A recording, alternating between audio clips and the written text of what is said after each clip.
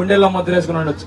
ఆయన హీరోగా, ఆయన నా ఫేవరెట్ హీరో అనుకున్న ప్రతి ఒక్క ఆయన అభిమానికి పేరు పేరున చెప్తున్నా, మీ అభిమానులందరికీ వైఎస్ఆర్ కాంగ్రెస్ పార్టీలో గౌరవం తప్పకుండా ఉంటది.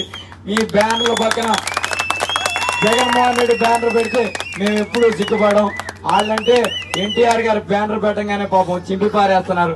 కానీ ఎన్టీఆర్ గారి బ్యానర్ వైఎస్ఆర్ కాంగ్రెస్ పార్టీ రంగులతో నింపి కట్టండి, మేము ఆనందిస్తాం. ఎన్టీఆర్ గారి సినిమా కూడా మీతో పాటు ఎన్టీఆర్ గారి సినిమాలు ఫస్ట్ డే ఫస్ట్ మీరు కూడా నాకు టికెట్ తీస్తే నేను కూడా మీతో పాటు కలిసి వస్తాను. ఈ సభాముఖంగా మీ అందరికీ తెలియజేస్తూ, యువకుల్ని తొక్కే పార్టీ ఒకవైపు ఉంటే యువకుల్ని ఎదిగించే పార్టీ ఒకవైపు ఉంది. దానికి ఉదాహరణ 27 కుర్రోడికి ఫస్ట్ టైం ఒక ఎమ్మెల్యే సీట్ ఇవ్వడం బందర్ చరిత్రలో ఇదే మొదటిసారి. కాబట్టి